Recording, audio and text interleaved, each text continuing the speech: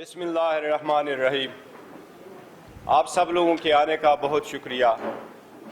Election کے بعد اور پارلیمانی پروسیڈنگ شروع ہونے کے بعد کوشش ہوتی ہے کہ ماضی کو بھول کے آگے کی طرف بڑھا جائے، اور الیکشن کے رزلٹ پہ لوگ اتنا ناکامی کو تو ضرور دیکھتے ہیں، لیکن ریگنگ کی ڈسکشن دنیا میں نہیں ہوا کرتی۔ لیکن جب الیکشن میں ریگنگ نہ ہو، لیکن وہ اس طرح سے ایک ففتھ جنریشن کی دھاندلی آپ کر لے کہ پیسفل الیکشن کے بعد، لوگوں کے ووٹ کے بعد، کاؤنٹنگ کے بعد آپ بیسیکلی ریزلٹ چینج کریں، یہ پاکستان میں پہلے ٹائم ہوا ہے۔ اس لیے ہم آپ کو آج کچھ فیکٹس اینڈ فگر دیں گے۔ اس تناظر میں جس طرح الیکشن کمیشن نے اپنے فارم 45 اپلوڈ کر لی ہے، سب سے پہلی بات تو یہ ہے، پاکستان تحریک انصاف قومی اسمبلی کی سے ریلیٹڈ پہلے سے ہی کہتی چلی آ رہی ہے کہ ہمارے 180 سیٹس ہیں، وہ ہم آپ کو بتا چکے ہیں کہ ہمارے 4 سیٹ ہم بلوچستان میں جیت چکے ہیں۔ اسی طرح 115 سیٹیں فارم 45 کے مطابق ہم پنجاب میں جیت چکے ہیں۔ اسی طرح 42 سیٹس ہم KPK سے جیت چکے ہیں، اور 16 سیٹیں ہم سندھ سے جیت چکے ہیں۔ یہ فگر دے چکے ہم۔ آج جو ہم آپ کو دکھانے جا رہے ہیں، ایک چیز صرف آپ کو پہلے بتائیں کہ پورے ملک میں تقریباً 40% کے قریب ٹرن آؤٹ رہا ہے ووٹروں کا، 40% کے قریب ٹرن آؤٹ رہا ہے پورے ملک میں۔ ہم آپ کو کچھ کنسٹیچوئنسی کا فگر دکھائیں گے جو سپریم کورٹ نے کئی مرتبہ اپنی ججمنٹ میں یہ کہا ہے کہ یہ ان نیچرل ٹرن آؤٹ ہے۔ وہ ان نیچرل ٹرن آؤٹ آپ کو اس مرتبہ ہم ان کنسٹیچوئنسی میں دکھانے جا رہے ہیں جس میں سے ہمیں ہروایا گیا ہے۔ وہ ایسے کنسٹیچوئنسی ہے اور ایسے پولنگ سٹیشنز ہیں جہاں پر ٹرن آؤٹ ایون 100% سے بھی بڑھ کر ہے، ایون 90% بھی وہ ٹرن آؤٹ ہے، 99% ٹرن آؤٹ ہے، ڈسپائٹ دا فیکٹ کہ یہ سپریم کورٹ کا کہنا ہے کہ یہ بڑا ہی ان نیچرل ہے، کیونکہ جو ایکچول ریکارڈ ہے اس کے مطابق 40% ٹرن آؤٹ ہوا ہے۔ اس کے ساتھ آپ کو ایسے فارم 45 سے موازنہ کرائیں گے کہ فارم 45 کے قانون یہی ہے کہ فارم 45 جب پریزائڈنگ افسر بناتا ہے، اس میں انٹری ان ووٹوں کا کرتا ہے جو ایک کینڈیڈیٹ سیکیور کر چکا ہوتا ہے۔ اگر اس میں کچھ ایرر ہے تو وہ پریزائڈنگ ریٹرننگ افسر کے سامنے جس وقت لے کے جاتا ہے، تو قانون لا میں بھی الیکشن ایکٹ میں اور الیکشن رول کے مطابق یہ ہے کہ وہ دونوں کے ساتھ اس کی کریکشن ہو، اس پہ ریٹرننگ افسر کا کاؤنٹر سائن ہو اور دستخط ہو، اور اس پہ جو ان کے ایجنٹ وہاں بیٹھے ان میں سے بھی ان کا دستخط ہو۔ ہم آپ کو وہ بھی دکھائیں گے جس سے آپ کو ظاہر ہو جائے گا کہ دھاندلی کس طریقے سے کی گئی ہے، ایون فارم 45 میں کس طرح تغیر اور تبدل کیا گیا ہے، جو ہم آپ کو دکھائیں گے۔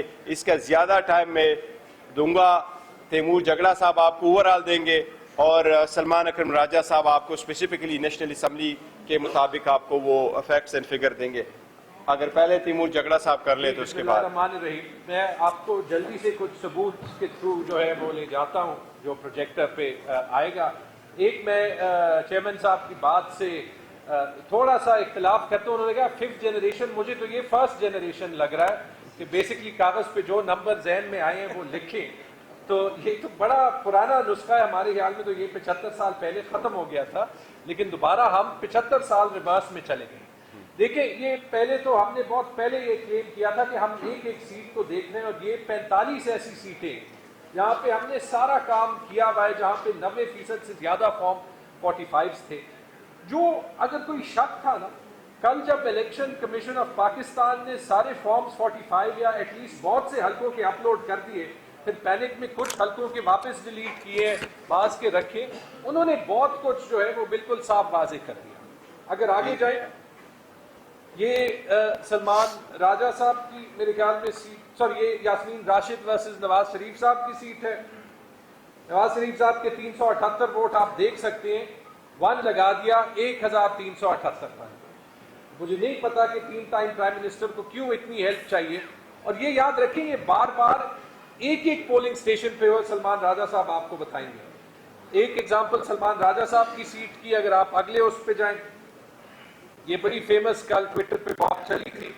173 ووٹ تھے اس پولنگ سٹیشن پہ, اور وہ 173 سے اون چودھری کے 973 بن گئے. بس 1 کے ساتھ کنڈا لگا دیا, 1 کو 9 کر دیا. اگلے جو ریحانہ ڈار اور ورسز خواجہ آصف کے 209 سے 809 کر دے, 2 کو 8 کر دیا. ٹھیک ہے جی. اگلا جائیں NA 64 کیسرا الہی ورسز چودھری صالح حسین. اتنا اچھا نمبر تھا 507, اس کو 007 جیمز بانڈ کر دیا. 5 اور 0 جو ہے وہ اس دونوں کو 0 بنا دیا, تو 507 کو 007 کر دیا. میری سیٹ, یہ صوبائی سیٹس پہ بھی ہوا ہے. آپ کو بینسر گور صاحب نے تو بتا دیا کہ قومی سیٹیں کتنی تھی.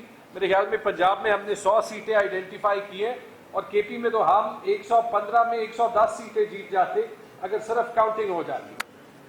بدقسمتی سے پشاور میں یہ ہوا, میں نے اپنے سارے فارمز 45 اصلی اور نقلی ڈالے. وہ لیڈز اتنی زیادہ تھی کہ ان کو ہر ایک ٹیمپر کرنا پڑا, کیونکہ 1600 ووٹ والا جو ہے وہ 25,000 ووٹ سے جیت رہا ہے. یہ ایک مثال ہے کہ میرے 213 ووٹ آپ دیکھ سکتے ہیں, اس کو 93 کیا گیا ہے.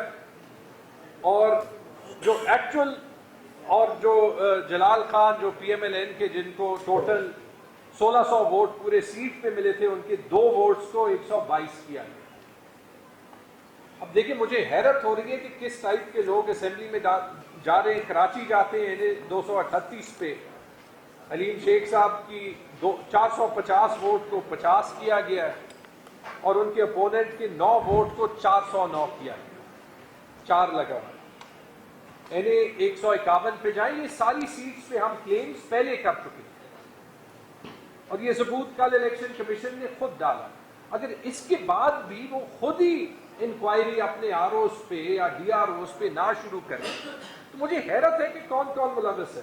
مہر بانو قریشی کے اس پولنگ سٹیشن پہ 497 ووٹ تھے, وہ ٹیمپر کر کے 197 کیے گئے, اور ایگزیکٹ جتنے پہ ٹیمپر کیا گیا اتنی تعداد سے ریجیکٹڈ ووٹس بنے.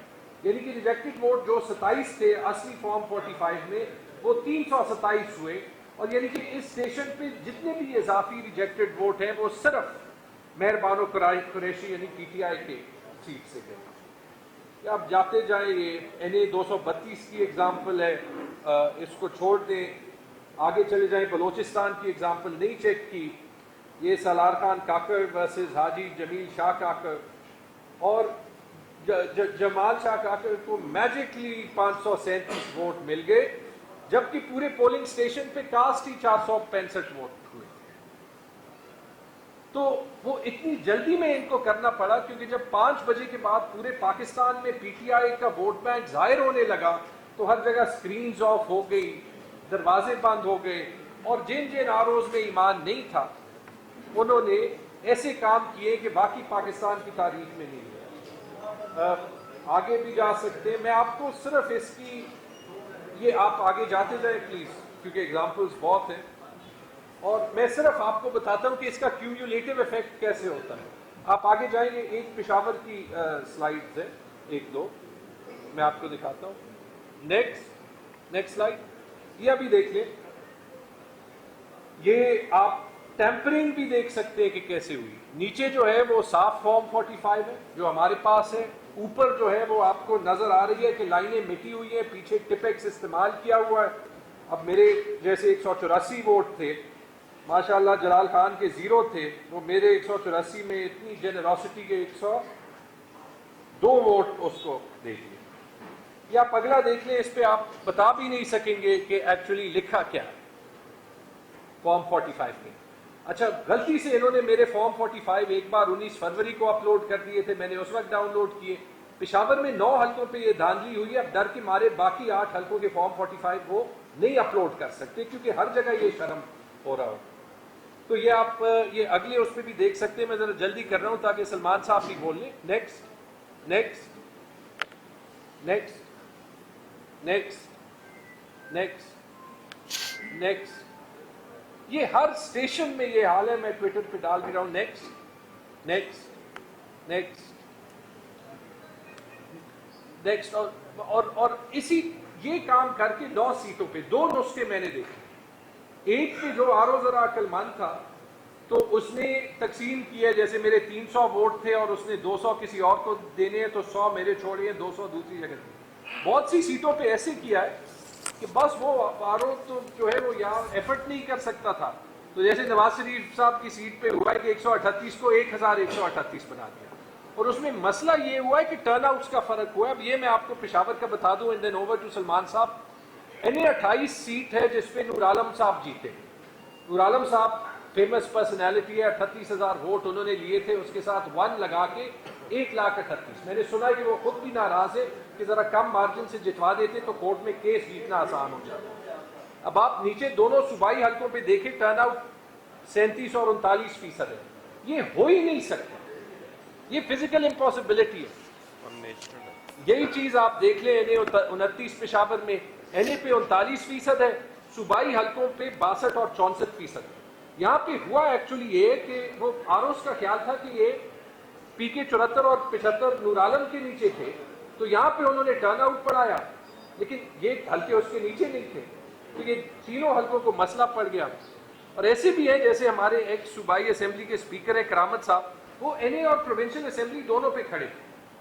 تو پروونشل اسمبلی سیٹ وہ جیت گئے 18,527 ووٹ ایک حلقے کی, لیکن پورے NA پہ ان کو ہی صرف 14,000 ووٹ ملے.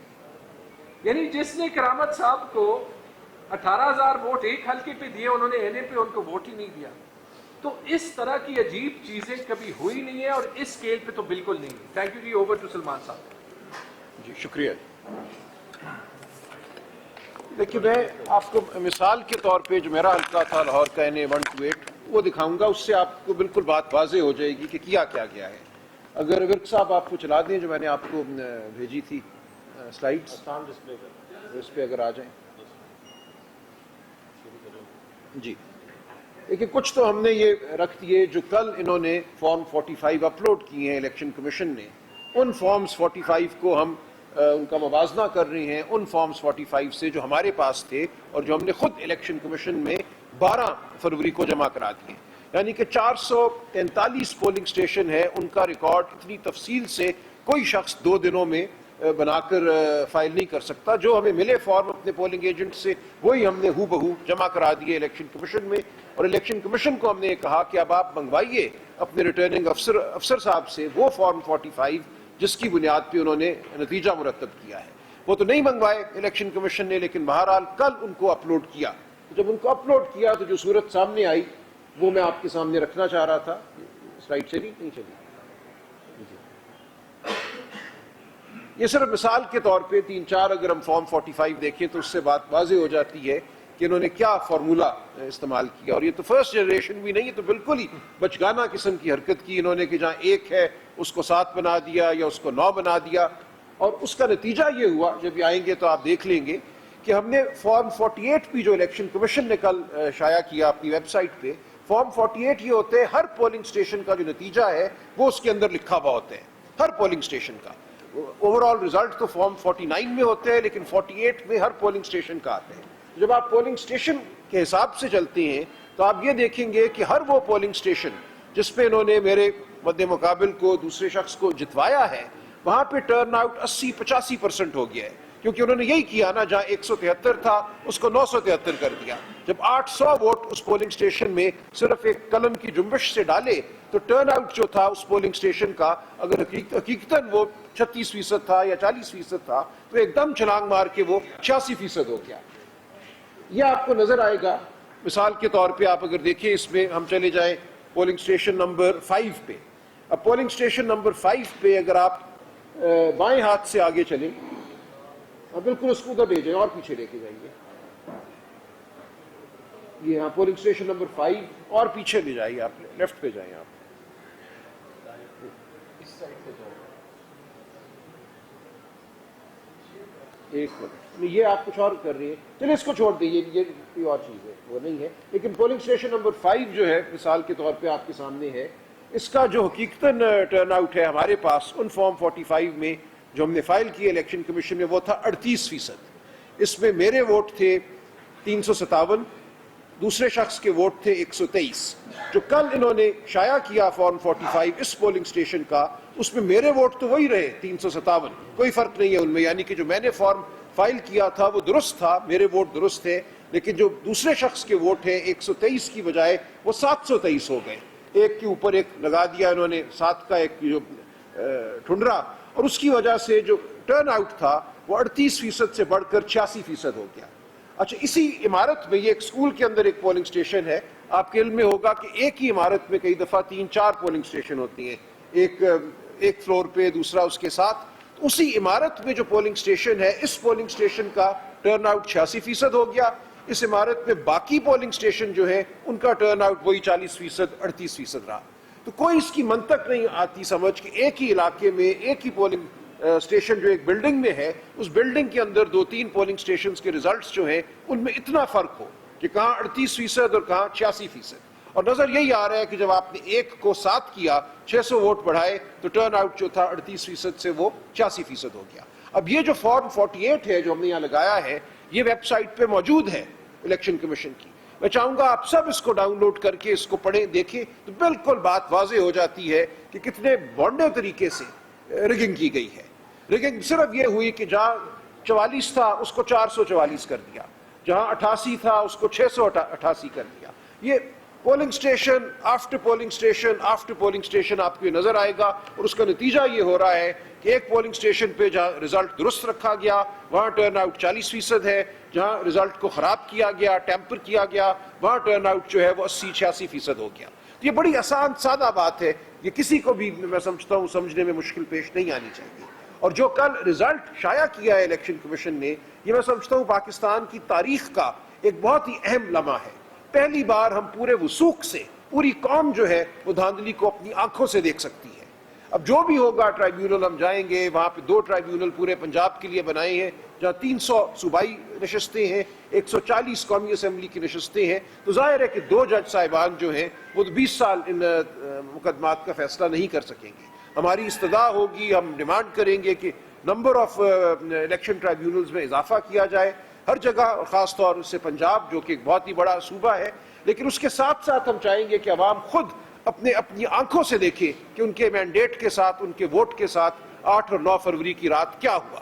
8 فروری جب پولنگ ختم ہوتی ہے تو ہمیں فارم 45 مل جاتے ہیں, اور یہ الیکشن اس حوالے سے بھی بالکل منفرد تھا کہ اس بار پہلی دفعہ ہم نے اپنے پولنگ ایجنٹس کو بہت تربیت دی تھی کہ فارم 45 لے کر آنا ہے. اس سے پہلے کسی الیکشن میں اس طرح اتنی بڑی تعداد میں پولنگ ایجنٹ صاحبان جو ہیں یا محترمہ وہ فارم 45 لے کر نہیں آئے تھے. اس دفعہ ایک بہت بڑا ذخیرہ جو ہے ہمارے ہاتھ میں موجود تھا. اس ذخیرے کا موازنہ اب ہم ان فارمز 45 سے کر سکتے ہیں جو کل الیکشن کمیشن نے شائع کیے, اور اس میں نظر یہی آتا ہے کہ میرے ووٹ تو تقریباً وہی ہیں جو میرے فارم 45 میں ہیں. باقی جو کینڈیڈیٹس تھے جماعت اسلامی کے, TLP کے, ان سب کے ووٹ بھی وہی کے وہی ہیں. صرف ایک شخص ہے جس کے ووٹ جو ہے 127 سے 727 ہو جاتی ہیں یا 927 ہو جاتی ہیں. تو بالکل تواتر سے آپ کو ہر پولنگ اسٹیشن پہ نظر آتا ہے کہ کسی ایک شخص کے, ایک مخصوص شخص کے ووٹ جو ہیں وہ بڑھائے جا رہے ہیں. تو اس کے بعد شک اور شبے کی کوئی گنجائش نہیں رہتی. اور بھی چیزیں ہیں, میں ان کا بھی ذکر نہیں کروں گا, جن سے اس بات کی اور بالکل توثیق ہو جاتی ہے کہ یہاں ایک بہت بڑی دھاندلی ہوئی ہے.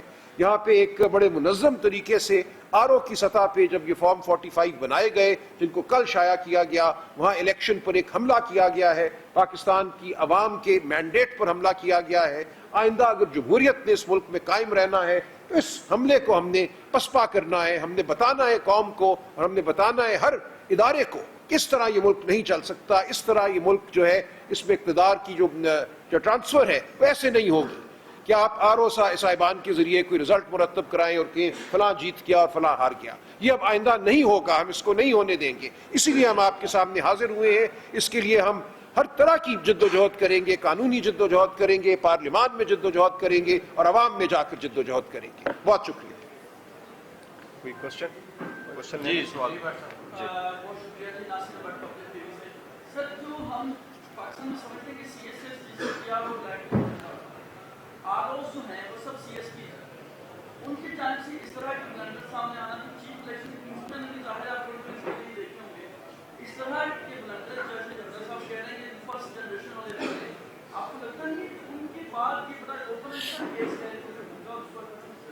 देखिए, ओपन एंड शॉर्ट केस तो है, इलेक्शन एक्ट में लिखा है कि जो गवर्नमेंट सर्वेंट है वो भी रिटर्निंग अफसरान हो सकते हैं और डिस्ट्रिक्ट रिटर्निंग अफसरान हो सकते हैं। इसमें हमने पहले पिटीशन फाइल कर दी और इसी दौरान एक और पिटीशन फाइल कर दी और सुप्रीम कोर्ट से ये इस्तदा की थी कि रिटर्निंग अफसरान और डिस्ट्रिक्ट रिटर्निंग अफसरान जुडिशरी से हो, ताकि उन पे प्रेशर ना हो। जिस तरह मैंने आपको पहले बताया कि अगर आपके पास फॉर्म 45 आ जाता है और उसमें आपको कोई करेक्शन की वो आ जाए, क्योंकि आपने फॉर्म 45 को 46 के साथ टैली करके उनसे रिसीव करना है, वो रिटर्निंग अफसर अपने निगरानी में इनके सामने करता है। तो अगर ऐसे किया हुआ होता तो फिर ये सिचुएशन हमें ना देखनी पड़ती। लेकिन अभी ट्राइब्यूनल में जब ये जाएगा तो देखेगा, लेकिन ट्राइब्यूनल में ये प्रोसेस है, ज़रूर है कि जब आप ट्राइब्यूनल जाते हैं तो ट्राइब्यूनल के लिए ला तो यही मुकर्रर हुआ कि 120 दिन के अंदर अंदर वो फैसले कर ले ट्राइब्यूनल। अब हाई कोर्ट के ट्राइब्यूनल बने वो ज़्यादा हो और उसके फैसले जल्द हो। सुप्रीम कोर्ट से भी रिक्वेस्ट है, लास्ट टाइम अपीलें बड़ी अरसा रही है और उसमें फैसले नहीं हुए, इसमें आए क्योंकि पब्लिक मैंडेट, हम यही कह रहे हैं कि पब्लिक मैंडेट जिसके पास है उसी का राइट है कि वो पार्लियामान में हो, न कि वो लोग जो स्नीक करके इंटर हो जाते हैं। एनीथिंग?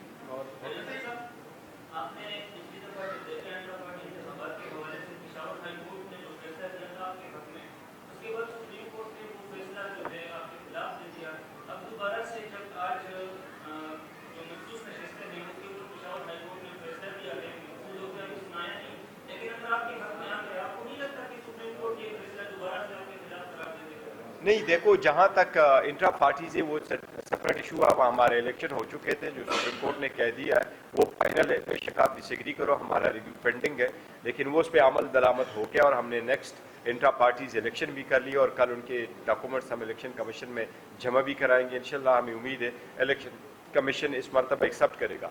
पेशावर हाई कोर्ट में हमने एक पिटीशन फाइल कर दिया और उसमें जो नेशनल असम्बली के नोटिफिकेशन हुआ था वो हमने चैलेंज किया है। इशू एक्चुअली ये है कि अगर आप इलेक्शन कमीशन के ऑर्डर को उठाए तो हेयरिंग हुई थी 28 तारीख को।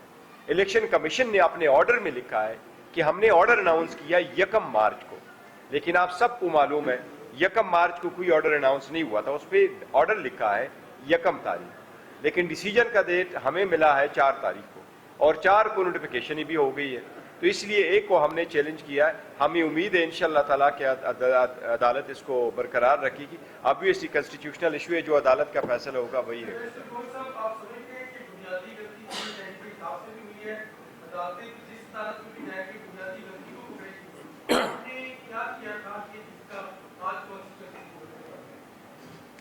देखो, अगर आपका ये कहना है कि जी हमारा ये है कि हमने पाकिस्तान तहरीक इंसाफ कि इंट्रा पार्टीज का एक इशू था, क्योंकि हमें ये हर सूरत कोशिश कर रहे थे कि हमें बल्ला ना मिले और इसकी यही एक कोशिश थी इनकी, क्योंकि 3 सूरतों में आप निशान रिफ्यूज़ कर सकते हो।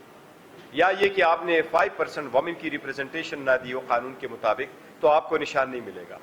दूसरा ये कि आपने इंट्रा पार्टीज इलेक्शन ना करवाए हो, और चौथा ये, तीसरा ये कि आपने अपने फंडिंग के बारे में सोर्स ना बताया। हमारा सब कुछ कंक्लूड था, ये कहा गया कि आपके इंट्रा पार्टीज ठीक नहीं है तो निशान चला गया। जिस दिन निशान लिया तो निशान का फैसला आपको मालूम है रात 11 बजे आया था, और उससे पहले हमने इंडिपेंडेंट निशानात अलाट हुए थे।